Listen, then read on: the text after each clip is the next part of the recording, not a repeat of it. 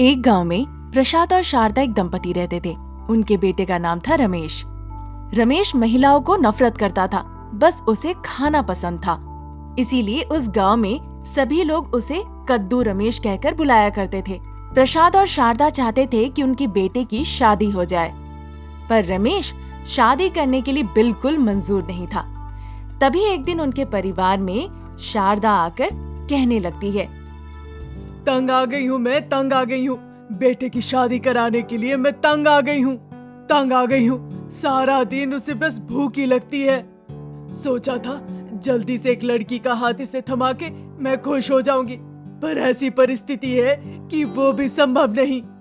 ऐसा मत कहो शारदा, तुम्हारे बेटे की शादी तुम्हारी जिम्मेदारी है।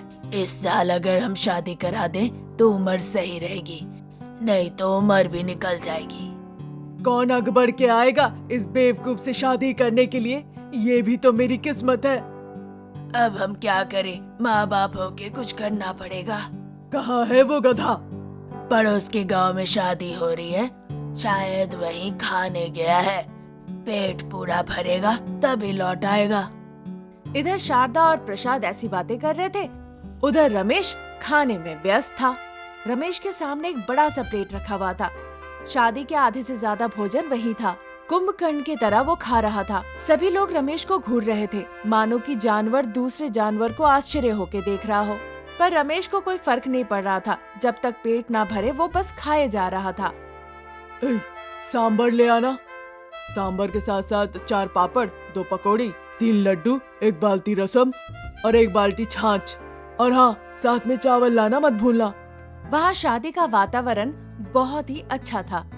जो भी लोग वहाँ आ रहे थे वो शादी देख रहे थे। रमेश अच्छे से खाना खा लेता है, फिर वो घर चला जाता है। घर पे शारदा उसे देखकर बहुत गुस्सा करने लगती है। माँ, बहुत देर हो गई है, जल्दी खाना दो, बहुत भूख लगी है। अरे बेवकूफ, अभी तो शादी से गला तक खाना भर के आए हो। पार्वती ने बताया, फिर घर आके किस मुंह से कह रहे हो कि तुम्हें भूख लगी है? मुंह से बोल रहा हूँ माँ। तुम्हारे तरह मेरा भी मुंह है, जिस मुंह से मैं खाना खाता हूँ।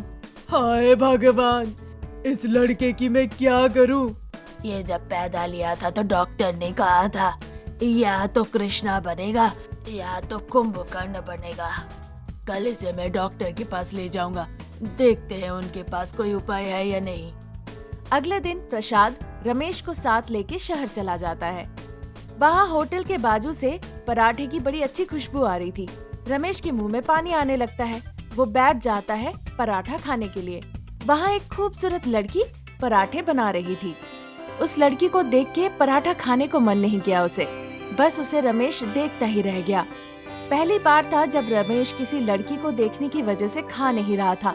ये देखकर प्रसाद आश्चर्य हो जाता है। पता चलता है उस लड़की का नाम अनामिका है। फिर प्रसाद अपने बेटे की शादी करा देता है उससे। घर आने के बाद अनामिका सबसे अच्छे से मिलती जुलती है। उसका पसंदीदा काम था खाना पकाना और पति का पसंदीदा काम था खाना, मानो कि वो दंपति एक दूसरे के लिए बने हो। पर शारदा को किसी बात की कमी खटकती है, जिससे वो दुखी रहती है। अजय, आपको क्या लगता है ये लड़की मेरे बेटे को बदल पाएगी क्या? पर यहाँ लग रहा है दोनों खाने के लिए बने हैं। कैसे बदलेंगे? इनकी वजह से तो रोज गैस ही खत्म हो जाता है, मानो सिलेंडर खरीदने में ही सब खत्म हो जाएगा। ऐसा कहने से कैसे चलेगा, कुछ करो। रुको, मैं अनामिका से ही पूछती हूँ। अनामिका, इधर आना जरा। बोलिए सासू माँ।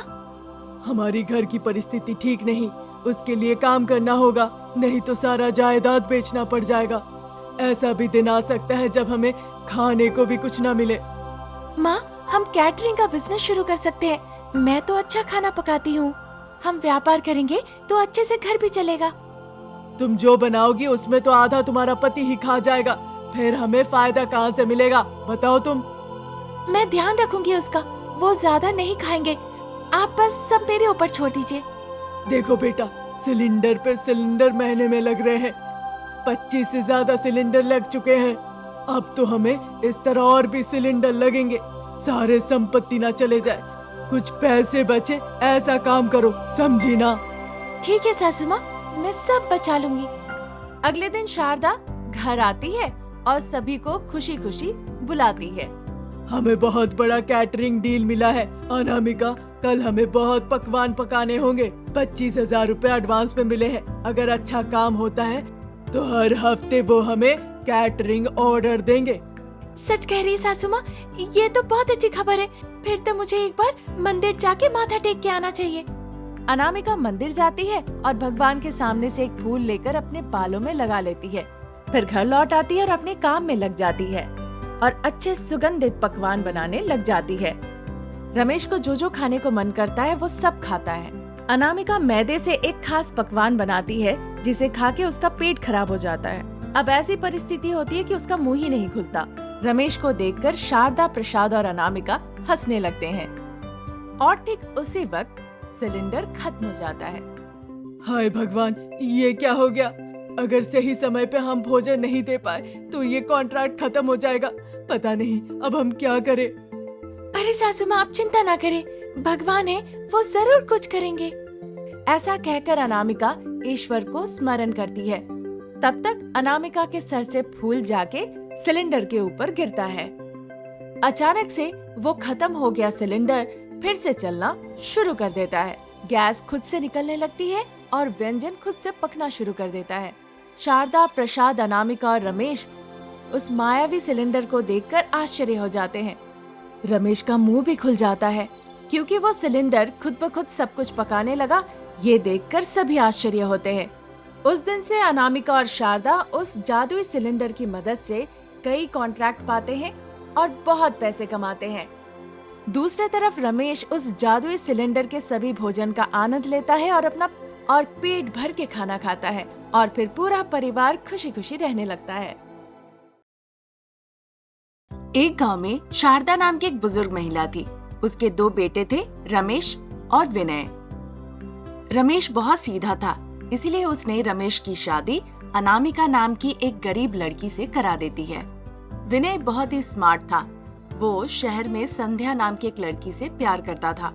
शारदा बड़े बेटे के मुकाबले छोटे बेटे से ज्यादा लगाव रखती थी। छोटी बहू संध्या भी अनामिका को बहुत छोटी नजरों से देखती थी। रमेश खेती बाड़ी करता था। विनय और उसकी पत्नी संध्या शहर की एक कंपनी में दोनों काम किया करते थे। इसीलिए शारदा अपने छोटे बेटे की तारीफ करने में कमी नहीं रखती थी। तभी एक दिन, अजी, आपने बचपन में क्यों अच्छे से पढ़ाई नहीं की? अगर आपने पढ़ाई की होती तो आप भी अपने छोटे भाई की तरह बड़ी किसी कंपनी में काम करते। मैं जब छोटा था तो बहुत अच्छे से पढ़ाई करता था। मेरे पिताजी बहुत मारते थे ताकि मैं और अच्छे से पढ़ाई करूं। जब मैं 90 अंक लाता था तो वो मुझे पीटते थे कि मैंने 10 अंक कहाँ गवा दिए। क्या आप जानते हो, वो हमेशा मेरे सर पे वार करते थे। इसीलिए मैं धीरे धीरे बेवकूफ होता चला गया। हाँ। अरे, ये तो बहुत बुरी बात है। बुरा मत मानिए। क्या हुआ? अगर आप पढ़ाई नहीं कर पाए तो आप बहुत अच्छा काम कर रहे हैं। आप खेती कर रहे हैं और कई अमीरों का पेट भर रहे हैं। किसान होने के नाते मुझे आप पर बहुत गर्व है। रमेश और अनामिका जब बातें कर ही रहे थे, शारदा वहाँ पे आती है। शारदा बहुत खुश नजर आ रही थी। माँ, क्या हुआ? तुम इतनी खुश क्यों हो? क्या बात है, मुझे बताओ ना। तुम्हें पता है, तुम्हारे भाई को मैनेजर की नौकरी मिल गई। उसका वेतन 5 लाख के आसपास हो गया। मुझे उस पर कितना गर्व है। तुम भी हो, पर क्या फायदा, हमेशा वही बेवकूफ वाला चेहरा और बीवी की साड़ी पकड़ के घूमते हो। माँ, ऐसा मत कहो, इसमें मेरी क्या गलती है? तुम इतने बेवकूफ हो कि कोई अपनी लड़की तक नहीं देती। वो तो किस्मत से लड़की मिल गई। अपने भाई को देखकर कुछ सीखो। देखो अनामिका, माँ मुझे हमेशा डांटती है। मैंने कोई गलती नहीं की। अरे अरे, अब बुरा मत मानिए, कोई बात नहीं, इस तरह रोइए नहीं। रमेश रो रहा था और अनामिका उसे दिलासा दे रही थी। तभी विनय और संध्या वहाँ आ जाती है। विनय बहुत ही उत्साहित था क्योंकि वो मैनेजर बनने जा रहा था। माँ, मुझे आशीर्वाद दो, मेरा सपना सच होने जा रहा है। खुश रहो बेटा। सासू माँ, उन्हें मैनेजर का पोस्ट मिल रहा है, हम बहुत खुश हैं। लेकिन यहाँ एक समस्या है। क्या है बेटा? कुछ नहीं माँ, अब हम यहाँ नहीं रह सकते। मुझे शहर में बैठना होगा। इसीलिए किराए के घर के बजाय हम सोच रहे हैं कि अपना घर बेहतर है। अभी तुम्हें शहर में अपना घर कहाँ मिल सकता है? हमारे पास उतने पैसे भी नहीं। क्यों नहीं है पैसे? हमारे पास बहुत जमीन है, अगर हम उन्हें बेच देते हैं तो हम शहर में आराम से घर खरीद सकते हैं ना। फिर हमें कोई दिक्कत नहीं होगी माँ। विनय के इतना कहते ही रमेश को बहुत गुस्सा आ जाता है। गुस्से में अनामिका को छोड़ के वो भाई से लड़ने लग जाता है। तुम किस बारे में बात कर रहे हो? मैं उस धरती पे खेती करता हूँ, तुम उसे छू भी नहीं सकते। हाँ सासू माँ, बिना खेती के हम कैसे रहेंगे बताइए, बताइए आप। तो आप क्या चाहते हैं, हम इस गांव में रहकर मरे? वो सिर्फ भैया का ही जमीन नहीं है, मेरे पति का भी हिस्सा है उसमें। अगर जरूरत पड़े तो हम उसे छीन के भी ले जा सकते हैं, समझे?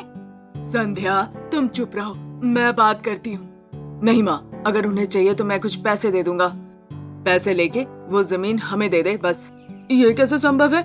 मैं नहीं मानता, तुम मेरे जमीन से मुझे अलग नहीं कर सकते। अरे बड़े बेटे तुम चुप रहो, तुम बात मत करो, मैं सोचती हूँ इस बारे में। अरे अनामिका, विनय जो पैसा दे रहा है उसे ले लो और अपने पति को अंदर ले जाओ। इस मामले में कोई समझौता नहीं, हम विनय के लिए अपना खेत बेचेंगे बस। जैसा शारदा ने कहा, अनामिका और रमेश उनकी बातों पे चुप हो गए। वो वहाँ से चले गए। रमेश कमरे में जाके बहुत रोता है। वो मुझे मेरे खेतों से अलग कर रहे हैं, मैं उनके साथ नहीं रहूंगा। अनामिका, मुझे यहाँ से बहुत दूर ले चलो। ठीक है, मेरे लिए आपकी खुशी सबसे बड़ी है, चलिए हम यहाँ से चले जाते हैं। ऐसा सोचकर अनामिका और रमेश अपने घर से निकल जाते हैं। बाहर जाते वक्त ना शारदा, ना संध्या, ना विनय उन्हें रोकते हैं। जो पैसे देने का वादा किया था वो भी नहीं दिया। रमेश और अनामिका बहुत दूर जाकर एक छोटा सा घर भाड़े में लेकर वहाँ रहने लगते हैं।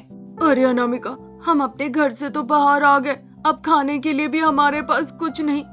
कम से कम वहाँ पे हमारे पास खेत के जमीन थे, अब हम क्या करेंगे? बुरा मत मानिए जी, हम कुछ काम ढूंढेंगे। हमारे मकान मालिक ने कहा उनके पास एक पानी पूरी का ठेला है, उसे लेकर हम अपना व्यापार शुरू कर सकते हैं, ठीक है ना? हमारे पास उतने पैसे भी नहीं। मैं अपना जेवर बेच दूंगी और उसे बेचकर अपना व्यापार शुरू करेंगे। इस तरह अनामिका अपना जेवर बेचकर पानी पूरी का व्यापार शुरू करती है। पानी पूरी का व्यापार अनामिका का बहुत अच्छे से चल जाता है। स्वादिष्ट पानी पूरी देखकर बहुत लोग वहाँ पर पानी पूरी खाने आने लगे। कुछ ही दिनों के अंदर उन्हें अच्छा मुनाफा होने लगता है। क्योंकि अनामिका के पानी पूरी का स्वाद बहुत ही स्वादिष्ट थे, इसीलिए शहर से भी उसे ऑर्डर मिलने लगे। अचानक से अनामिका करोड़पति बन जाती है और फिर वो अपना घर भी खरीद लेती है। अपने पति के लिए वो 5 एकड़ जमीन भी खरीद के देती है।